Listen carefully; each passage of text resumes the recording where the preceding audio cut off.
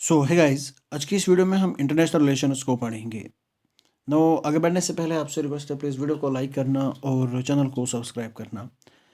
यार, polity and governance को पढ़ाते हैं, फिर आयर को स्टार्ट करते हैं, फिर इकॉनमी को स्टार्ट करते हैं, तो ऐसा लगता है व्यूज़ नहीं आ रही और कुछ खास यहाँ पे बेनिफिट नहीं मिल रहा। फिर आदमी वहीं से छोड़ देता है कि नहीं यार, बेनिफिट ही नहीं है कोई। तो फिर दोबारा दूसरी मंथ आता है तो स्टार्ट कर देता है। फिर ये 2-3 कंपोनेंट क्लियर कंप्लीट होते हैं तो फिर बंदा छोड़ देता है कि नहीं यार, अभी मेरा मन 10 बार कहा किया कि मैं छोड़ ही दूँ, ना पढ़ाऊँ, लेकिन फिर सोचा कि नहीं, मज़ा आता है यार, चलो पढ़ा ही लेते हैं। तो खैर, आपसे रिक्वेस्ट रहेगी यार, वीडियो को लाइक कर देना और चैनल को सब्सक्राइब कर देना। ऊपर से इन लोगों ने भी सारा कॉपी पेस्ट किया है, कुछ भी एलॉबरेट नहीं किया है। इस बार सीधा सीधा कॉपी पेस्ट फेंका है, कोई चीज़ भी एलॉबरेट नहीं किया, टफ लैंग्वेज को इस्तेमाल किया है। अरे भाई, बच्चों को पढ़ना है, कहीं किसी टीचर को थोड़ी ना पढ़ना है, बच्चों को पढ़ना है। डिफरेंट बैकग्राउंड से लोग आ रहे हैं, कॉपी पेस्ट से क्या होगा? थोड़ा इलाबरेट करो, नोट्स फॉर्म में सिंपल लैंग्वेज में लिखो, आसान भाषा में लिखो। इन्होंने टफ लैंग्वेज को इस्तेमाल किया है। इनको लगता है कि सारे अंग्रेज़ हैं, या फिर मुझे ऐसा लगता है कि ये लोग चाहते हैं कि कम ही लोग पढ़ें इस मैगज़ीन को। तो इसी वजह से शायद इन्होंने एक इनके माइंड में डिस्क्रिमिनेशन चल रहा है, इन्होंने टफ लैंग्वेज को इस्तेमाल कर दिया ताकि बच्चों के समझ में ना आए। ठीक है, खैर, हम समझाने वाले यहीं पे हैं, कोशिश करेंगे जितना हो सके उतना समझाने की। नो, ये न्यूज़ में किस वजह से है? इसमें सबसे पहला जो हमारा टॉपिक है वो rising global nuclear risk and India's approach to disarmament. तो रिसेंटली यूएस प्रेसिडेंट पुआ ने, जो पुआ है, इसने क्या कहा कि हम न्यूक्लियर वेपन टेस्टिंग इसको रिज्यूम करने वाले हैं। ठीक है, तो इस वजह से जो नॉन प्रोलिफरेशन ट्रीटी है और डिसआर्मामेंट इफोर्ट्स हैं, जिनको सालों में, यहाँ पे डिकेड्स में बनाया गया था, वो वीक हो सकती हैं। तो पुआ का मकसद है कि दोबारा न्यूक्लियर वेपन की टेस्टिंग करना। नो, इस पुआ ने सबको बर्बाद कर दिया यार, छोड़ो अब। नो, फैक्टर्स कौन कौन से हैं इसके पीछे कि जो न्यूक्लियर रिस्क हैं ये क्यों राइज हो रहे हैं? सबसे पहले जियो पॉलिटिकल टेंशंस। ठीक है, तो जैसे कि आपको पता होगा, रशिया यूक्रेन वार अभी तक नहीं थम रही, इसराइल एंड हमास अभी तक नहीं थम रहा, यूएस सीरिया, यूएस वेनेजुएला, यहाँ से इंडिया और पाकिस्तान। तो कहीं ना कहीं दुनिया में लड़ाइयाँ जो हैं वो चलती हैं, वो चल रही हैं। इन लोगों को चैन, इन लोगों को कहीं सुख नहीं है बैठ के। ठीक है, तो जियो पॉलिटिक्स सबसे गंदी चीज़ है। ठीक है, ये तबाही करती है। नो, सिप्री की जो ईयर बुक है 2024, इसके मुताबिक जो ऑपरेशनल वॉर हेड्स हैं वो इंक्रीज़ हुए हैं। ठीक है, तो यहाँ पे लैक ऑफ क्लियरिटी है ऑन न्यूक्लियर रेस्पॉन्स के बारे में। ठीक है, तो ट्रीटीज़ जो हैं वो ब्रेक डाउन हो रही हैं, आर्म्स कंट्रोल एग्रीमेंट ये कमज़ोर हो रहे हैं। इस वजह से जो एस्केलेशन रिस्क है वो बढ़ रही है। ठीक है, तो नॉन प्रोफिलेशन ट्रीटी, इससे भी एग्जिट होने की कोशिश हो रही है। ठीक है, यूएस ने विड्रॉवल कर लिया फ्रॉम ईरान न्यूक्लियर डील से। Now, faster delivery systems, new missile tech जो है, इसने डिसीजन टाइम को कंप्रेस कर दिया। और इस वजह से क्या हो सकता है, मिस आइडेंटिफिकेशन डेंजर जो है वो राइज हो सकता है। मैंने कहा ना, इन लोगों ने भी यार, ये भी पता नहीं क्या हो गया, इन्होंने भी टफ लैंग्वेज को इस्तेमाल किया। ठीक है, नाउ, हाइपरसोनिक मिसाइल जो हैं, इस वजह से जो रिएक्शन टाइम है ये कम हो चुका है और यहाँ पे एस्केलेशन रिस्क जो है वो इंक्रीज हो चुकी है। ठीक है, फॉल्स अलार्म सिस्टम, जो अर्ली वार्निंग एरर्स हैं, ये एक्सीडेंटल कन्फ्लिक्ट को ट्रिगर कर सकते हैं। 1938 में सोवियत फॉल्स अलार्म इंसिडेंट हुआ था। ठीक है, स्पेस मिलिटराइजेशन, तो आर्म्स की कंपटीशन हो रही है, इसको एक्सपेंड किया जा रहा है स्पेस में। तो यूएस ने, पापुआ ने क्या किया है, स्पेस फोर्स को एक्सपैंड करने की कोशिश की है। नाउ वेपनाइजेशन ऑफ एआई को किस में डाल दिया, इस मिलिट्री सिस्टम में। तो इस वजह से न्यूक्लियर एस्केलेशन रिस्क भी राइज हो सकती है by speeding decisions, increasing chance of misinterpretation. ये चीज़ें जो हैं ये न्यूक्लियर रिस्क को एक बढ़ावा दे रही हैं। Now global nuclear weapons treaty और अदर इनिशिएटिव्स की बात करते हैं।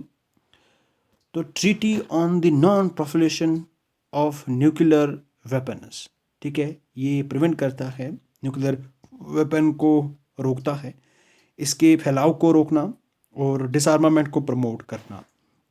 Comprehensive nuclear test ban treaty, ये न्यूक्लियर एक्सप्लोजन टेस्ट को प्रोहिबिट करती है, ठीक है, आई बात समझ में। Treaty on the prohibition of nuclear weapons, इसको 2021 में साइन किया गया था। एनपीटी को 1970 में और सीटीबीटी को 1996 में, ठीक है। तो ये जो TPNW है, treaty on prohibition of nuclear weapons 2021, ये लीगली बाइंडिंग है कंट्रीज़ पे, आई बात समझ में। तो नो, फिर उसके बाद कॉन्फ्रेंस ऑन डिसआर्मामेंट 1978, ये एक फॉर्म की तरह सर्व करती है, यहाँ पे निगोशिएशन होती है आर्म्स कंट्रोल एग्रीमेंट्स पे। फिर United Nations office for डिसआर्मामेंट affairs, ठीक है, इसका मकसद है कि जनरल और कंप्लीट डिसआर्मामेंट करना ग्लोबली, ठीक है। इंटरनेशनल एटॉमिक एनर्जी एजेंसी यहाँ पे इंश्योर करती है कि safe and peaceful use of nuclear technology. Now pact for the future 2024, ठीक है।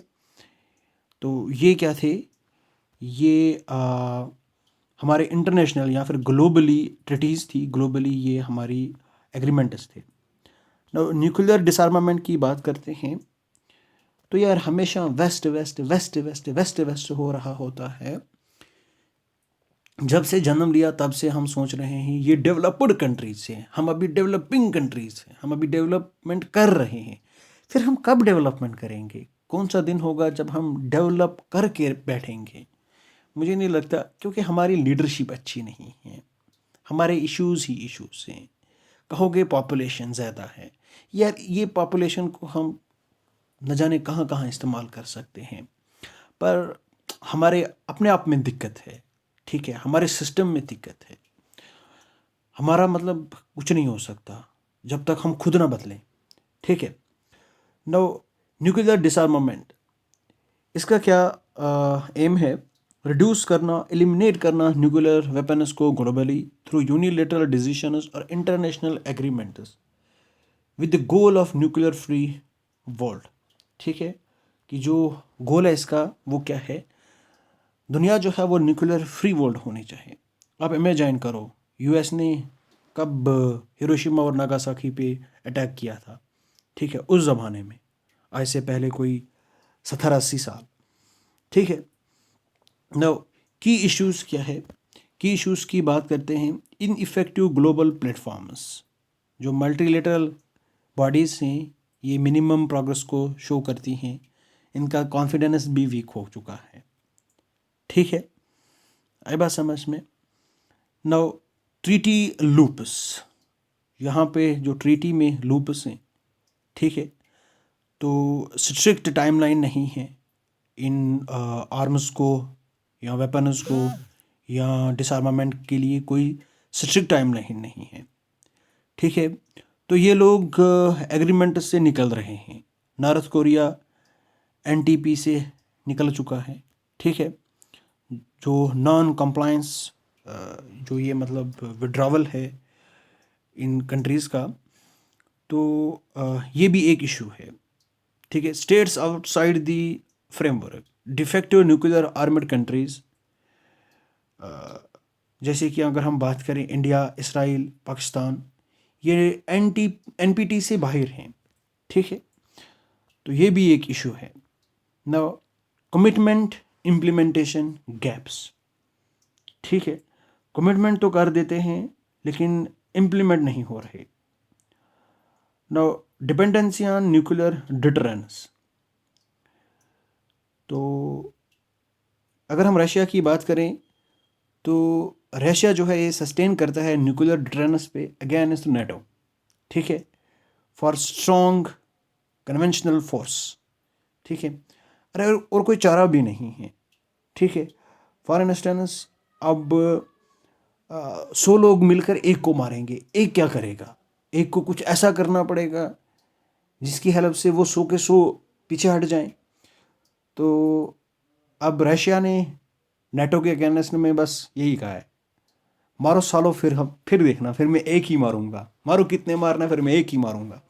इस वजह से ये मतलब जो न्यूक्लियर डिटरेंस पे डिपेंडेंस है ये बहुत टफ है, ठीक है, क्योंकि जियोपॉलिटिकल सारी खेल है, इस वजह से ये सब हो रहा है।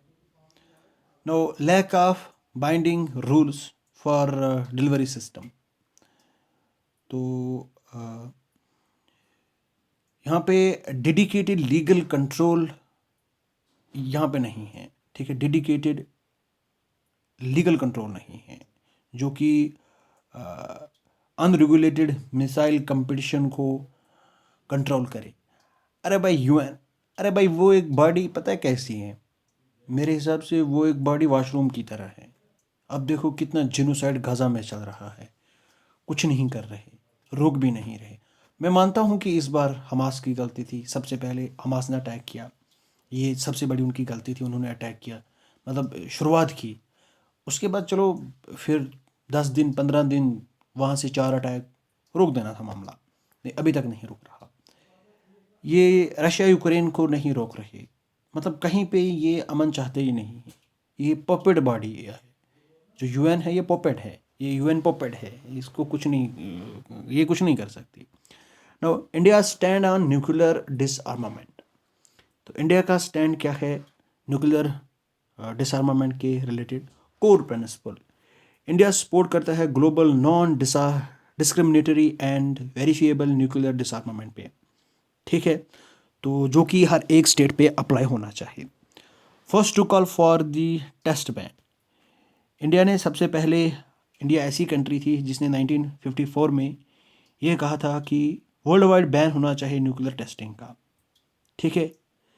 न्यूक्लियर बैन कन्वेंशन, इंडिया ने प्रपोज किया है ग्लोबल कन्वेंशन को in 1978 to prohibit the use of threat of nuclear weapons, ठीक है।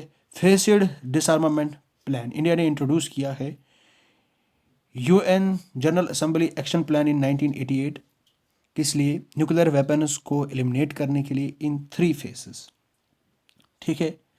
तो इंडिया स्टैंड है ग्लोबल ट्रीटीज़ के साथ, एनटीपी, ठीक है, तो it opposes because it recognise nuclear weapons for only 5 countries. तो इंडिया जो है एनटीपी में नहीं है, एनटीपी से बाहर है, ठीक है। तो इंडिया इसको अपोज करता है कि ये जो है ये रिकॉग्नाइज करता है nuclear weapons for only 5 countries, ठीक है। नाउ सीटीबीटी, इंडिया ने इसको भी साइन नहीं किया है due to lack of focus on nuclear disarmament and India security concerns, ठीक है। सीधी सी बात है, यहाँ पे हमें चाइना धमका रहा है, तो वो 4 मारेगा तो हम फिर एक ही मारने पे मजबूर हैं, ठीक है। इधर से पाकिस्तान है, ठीक है, वो भी न्यूक्लियर स्टेट है, वहाँ से भी टेंशन है। Now TPNW not supported as it lacks new legal standards for disarmament, ठीक है, इसमें कोई न्यू लीगल स्टैंडर्ड नहीं है डिसआर्मामेंट के लिए। मल्टीलेटरल अप्रोच की बात करें तो इंडिया सपोर्ट करता है यूनिवर्सल एग्रीमेंट्स को, ठीक है, एंड न्यूक्लियर वेपन कन्वेंशन को with in the conference on डिसआर्मामेंट, ठीक है, जो कि मेन प्लेटफॉर्म है for global nuclear ban treaty के लिए। नो इंडियाज न्यूक्लियर डॉक्ट्राइन के बारे में बात करते हैं, क्रेडिबल मिनिमम डिटरेंस, ठीक है, इंडिया मेंटेन करके चलता है मिनिमम न्यूक्लियर कैपेबिलिटी को फॉर इफेक्टिव डिटरेंस, ठीक है, मैसिव रिटेलिएशन। तो अगर कोई कुछ करेगा फिर हम उसको बुरी तरीके से धुलाई करेंगे। आई बात समझ में? No, protection of non nuclear states. तो जो नॉन न्यूक्लियर स्टेट होगा अगर वो हमारे साथ भिड़ भी जाता है, जैसे भूटान है, नेपाल है, श्रीलंका, इनके पास न्यूक्लियर वेपन्स नहीं हैं, अगर ये भिड़ भी जाते हैं तो इनके अगेंस्ट में हम इन न्यूक्लियर वेपन्स को यूज़ नहीं करेंगे। हाँ, अगर ले भी आते हैं कहीं से तो फिर धुलाई होगी। नॉन प्रोफिलेशन कमिटमेंट, ठीक है। तो इंडिया स्ट्रिक्ट कंट्रोल करता है न्यूक्लियर मटेरियल पे, ठीक है। तो स्ट्रिक्ट इन्फोर्समेंट है कंट्रोल को लेकर, और डिसआर्मामेंट एफर्ट्स पे इंडिया जो है वो जोर देता है। No force to use, India सबसे पहले यूज़ नहीं करेगा, इनिशिएट नहीं करेगा। हाँ, वहाँ से कोई करेगा तो फिर भाई बख्शा नहीं जाएगा। सिविलियन कंट्रोल, ठीक है। Response to non nuclear WMDS, ठीक है। यह रिजर्विंग ऑप्शन है to use nuclear weapons in response to biological और chemical attacks. Now, vision for nuclear free world, India support करता है दुनिया जो है वो न्यूक्लियर फ्री वो होनी चाहिए, विदाउट न्यूक्लियर वेपन्स। आई बात समझ में?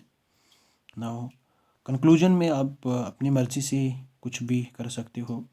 न्यूक्लियर रिस्क को माइटिगेट करने के लिए यहाँ पे रिबिल्डिंग ट्रस्ट करना है through renewed arms control, transparent doctrines, और इसके साथ साथ इंक्लूसिव मल्टीलेटरलिज्म, तब जाके कुछ हद से ये रिस्क जो है ये कम हो सकती है। होप करता हूँ वीडियो पसंद आई होगी। वीडियो को लाइक करना और चैनल को सब्सक्राइब करना। यार एक बात कहूँ, बस हदूद में रहना पड़ता है, लिमिट में रहना पड़ता है, वरना बातें तो बहुत कर सकते हैं। आप मेरी कुछ वीडियोस में जाके देखना, हम बच्चे कहते हैं कि सर आप टीचर नहीं हो, कॉमेडियन हो, ठीक है। जब हम मजाक करने पे आए, जोक मारने पे आए, शायरी बताने पे आए, फिर कोई भी टक्कर नहीं ले सकता। लेकिन अब सोचता है बंदा कि नहीं यार कुछ फिसल हो जाए तो भरोसा भी नहीं होता, ठीक है। सबसे पहले जब आप खुद रेस्पेक्ट करोगे तो दुनिया रेस्पेक्ट करेगी, ठीक है। जितना रेस्पेक्ट दोगे उतना रेस्पेक्ट मिलेगा। इसलिए मैं ज़्यादा नहीं बकता वीडियोस में, तो मैं ज़्यादा जो टू द पॉइंट बात करता हूँ, जो यहाँ पे मटेरियल में है उतना ही बताता हूँ, उससे एक्स्ट्रा बाहर नहीं जाता। तो धीरे धीरे कोशिश करेंगे अपने आप को बिल्ड करने की, पढ़ाने की आदत डालेंगे, एक्सपीरियंस बढ़ता जाएगा, ठीक है। तो मज़ा आता जाएगा। वीडियो को लाइक कर देना यार, चैनल को सब्सक्राइब कर देना। 522 सब्सक्राइबर्स हैं, तो अगर 1000 तक हो जाता है तो आप as you are going to become civil servant. आप जानते हो, आप हर किसी की बारे में सोचते हो, हर किसी की हेल्प करते हो, हर किसी के बारे में सोचते हो, तभी तो इस फील्ड में आए हो, सर्वेंट बनने के लिए आए हो। आई बात समझ में? आपको सब्सक्राइब करने से कुछ नहीं होगा, सब्सक्राइब कर देना, लाइक कर देना। Thank you and bye bye.